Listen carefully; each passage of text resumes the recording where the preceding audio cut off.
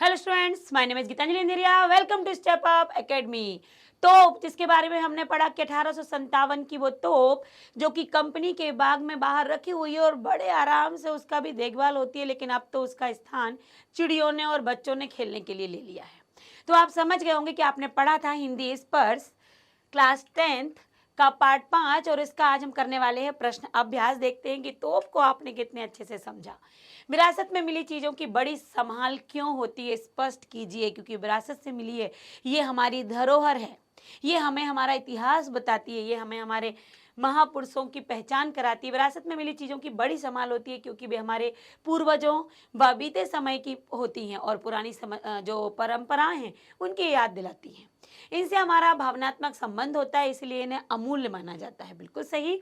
ये तात्कालिक परिस्थितियों की जानकारी के साथ दिशा निर्देश भी देती है, इसलिए इन्हें संभाल कर रखा जाता है ताकि हमारे बच्चों के भविष्य का निर्माण का जो आधार है वो मजबूत हो। तो ये हमारे पूर्वजों की विरासत है, ये हमारे पूर्वजों से प्राप्त हुई है। उनकी जानकारी हमें देती है, हमारे देश की जानकारी हमें देती है और हमें आगे बढ़ने के लिए दिशा निर्देश भी देती हैं। बस यही कारण है कि ये हमारे लिए अमूल्य हैं और इनको संभाल कर रखा जाता है। इस कविता से आपको तोप के विषय में क्या जानकारी मिलती है? तो तोप के विषय में ये जानकारी मिलती है कि 1857 की तोप है। इसको 1857 की क्रांति में युद्ध में प्रयोग किया गया था। शक्तिशाली हथियार के रूप में इसका प्रयोग हुआ था। इस तोप ने अनगिनत शूरवीरों को मारा है। अब यह तोप प्रदर्शन की वस्तु बनकर रह गई। अब केवल ये यहीं पर है, अब इससे कोई भी नहीं डरता। यह केवल खिलौना मात्र है। चिड़िया, गौरैया इसके भीतर घुस जाती है, बच्चे इसकी घुड़सवारी करते हैं। यह तोप हमें बताती है कि कितना भी कोई शक्तिशाली क्यों ना हो, एक ना एक दिन तो उसको धराशायी होना ही पड़ता है। एक ना एक दिन तो उसका मुंह बंद होता ही है। ये तोप अपनी कहानी कहते कहते अंत में जो वो महसूस कर रही है वो भी बता के जाती है। कंपनी बाग में रखी तोप क्या सीख देती है? कंपनी बाग में रखी तोप सीख देती है कि अत्याचारी का अत्याचार एक दिन नष्ट होता ही है, अत्याचारी भी समाप्त होता है। कंपनी बाग में रखी तोप यह शिक्षा देती है कि अत्याचारी शक्ति चाहे कितनी भी बड़ी क्यों ना हो, पर उसका अंत अवश्य होता है। मानव विरोध के सामने उसे हार माननी ही पड़ती है। चाहे अंग्रेजों ने भारतीयों पर अत्याचार किए हों, अंत में उन्हें भारत छोड़कर जाना ही पड़ा। बताती है कि कोई आदमी कितना भी शक्तिशाली क्यों ना हो, एक ना एक दिन उसे धराशायी होना पड़ता है। अत्याचारी का अत्याचार भी एक दिन अवश्य समाप्त हो जाता है। कविता में तोप को 2 बार चमकाने की बात की गई है। ये 2 अवसर कौन से हैं? कानपुर के कंपनी बाग में रखी हुई तोप हमारी विजय और आजादी का प्रतीक है। भारत की स्वतंत्रता के प्रतीक चिन्ह 2 बड़े त्योहार 15 अगस्त स्वतंत्रता दिवस और 26 जनवरी गणतंत्र दिवस है। इन दोनों अवसरों पर तोप को चमकाकर कंपनी बाग को सजाया जाता है। इससे शहीद वीरों की याद दिलाई जाती है ताकि लोगों के मन में राष्ट्रीयता की भावना जगे। तो 2 ऐसे दिन होते हैं जहां इसकी बड़ी पूछ परख होती है, इसको बड़े अच्छे से चमकाया जाता है। अब तो बहरहाल छोटे लड़कों की घुड़सवारी से अगर ये फारिग हो तो उसके ऊपर बैठकर चिड़िया ही अक्सर गाती है। अब वो कह रही है, अब मेरी ऐसी दशा है जहां मैंने शूरवीरों की धज्जियां उड़ाई हैं, आज मुझे कोई नहीं पूछता, आज तो मैं बच्चों की घुड़सवारी बन गई। और यदि कभी बच्चों से मुक्त हो जाऊं तो चिड़िया अपनी गपशप करने मुझ पर बैठ जाती हैं।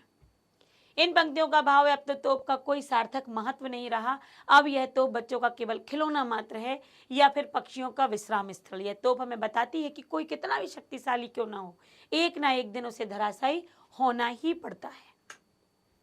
वे बताती हैं दरअसल कितनी भी बड़ी तोप हो, एक दिन तो होना ही उसका मुंह बंद। तो बिल्कुल वही है कि यह तोप की दयनीय दशा का चित्रण करती है कि गौरैया तक तोप के मुंह में घुस जाती है, जो इस बात का संकेत देती है कि आखिरकार इस तोप को भी मुंह बंद करना पड़ा। कोई कितना भी शक्तिशाली क्यों ना हो, एक दिन उसको धराशायी होना ही पड़ता है। उड़ा दिए थे मैंने अच्छे अच्छे सूरमाओं के धज्जे। वो कह रही है कि एक वो समय था जब मैंने ही कई सूरमाओं को, कई सूरवीरों को मार गिराया है। अब यह केवल मैं प्रदर्शन की ही वस्तु रह गई हूँ। अब मुझसे कोई नहीं डरता, अब मैं केवल खिलौना मात्र हूँ। चिड़िया, गौरैया इसके भीतर घुस जाती हैं, बच्चे इस पर घुड़सवारी करते हैं। फिर वही बताया कि कोई कितना भी शक्तिशाली क्यों ना हो। तो इन सारी पंक्तियों में यही है कि कोई कितना भी शक्तिशाली क्यों ना हो, एक दिन उसको धराशायी होना ही पड़ता है। कवि ने इस कविता में शब्दों का सटीक और बेहतरीन प्रयोग किया है। इसकी एक पंक्ति देखिए, धर रखी गई है ये 1857 की तोप।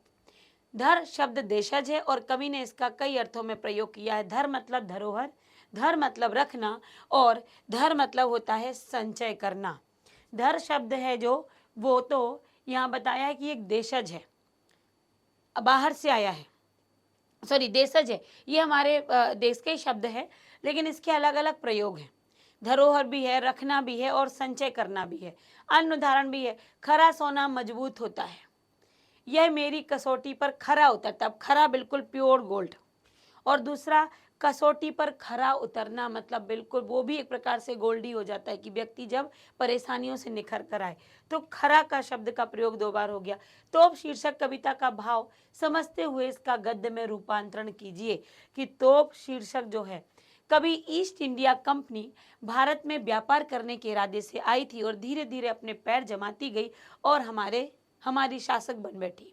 उसने कुछ बाग बनवाए तो कुछ तोपें भी बनवाई। 1857 के स्वतंत्रता संग्राम में जिस तोप का प्रयोग किया गया वो शक्तिशाली हथियार के रूप में किया गया। उन तोपों ने इस देश को फिर से आजाद कराने का सपना साकार करने वाले जाबाजों को मौत के घाट उतारा। पर एक दिन ऐसा भी आया जब हमारे पूर्वजों ने उस सत्ता को भी उखाड़ फेंका। अब उस क्रूर सत्ता की प्रतीक यह तोप सजावट की वस्तु बनकर कंपनी बाग के मुख्य द्वार पर खड़ी है। जिस तोप ने अंग्रेजों ने जिस तोप को लेकर आए, जिस तोप को वो लाए और हमारे भारतीयों ने जिसने देश को आजाद करने की ठानी थी, उस तोप ने उन्हीं के धज्जे उड़ा दिए, उनको मार गिराया। तो आज इस तोप को भी अपना मुंह बंद करना पड़ा। उन्हीं सेनानियों ने इस तोप का मुंह बंद कर दिया और आज ये केवल एक सजावट की वस्तु बनकर रह गई है। अब यहाँ पर इसे संभाल कर रखा गया है ताकि लोग जान सकें कि हमारे पूर्वजों ने अपना अमर बलिदान देकर इस तोप के अत्याचार करने वाले शासकों को इस देश से हमेशा के लिए विदा कर दिया। अब यह तोप प्रदर्शन की वस्तु बनकर रह गई है। अब इससे कोई नहीं डरता, यह केवल खिलौना मात्र है जिसमें बच्चे और यहाँ तक कि पक्षी भी खेलते हैं। तो यह तोप बताती है कि अन्यायी का अत्याचार एक ना एक दिन अवश्य समाप्त होता ही है, वो लंबे समय के लिए ठहर नहीं सकता। 2 अक्षरों ने तोप इतनी बड़ी बात सिखा दी कि बड़ बोले बोल ना बोलें और अपने ही कार्यों को महत्व ना दें। हम ही श्रेष्ठ हैं, अहम ब्रह्मास्मि, इस बात को कभी ना बोलें, क्योंकि हमारे ऊपर भी कोई है और हमें बंद करने और चुप कराने वाला भी कोई ना कोई है। तो ये बात सत्य है और ये तोप ने बात सिद्ध भी कर दी कि जहां मैं एक जगह शक्तिशाली थी, आज तो मैं बच्चों का खिलौना मात्र बनकर रह गई हूँ। तो जब निर्जीव वस्तु की ये हालत हो सकती है तो मनुष्यों की क्यों नहीं। बस यही यहाँ पर शिक्षा मिलती है और इस बात को ये शिक्षा इसलिए भी दी जाती है कि हम ये बात गांठ मान लें कि कभी भी बड़बोले बोल और अहंकार अपने अंदर ना रखें। तो यहाँ पर पाठ समाप्त होता है। अगले पाठ के लिए रेडी रहिए, तैयार रहिए। हम मिलते हैं अगले वीडियो में अगले पाठ के साथ। Thank you so much.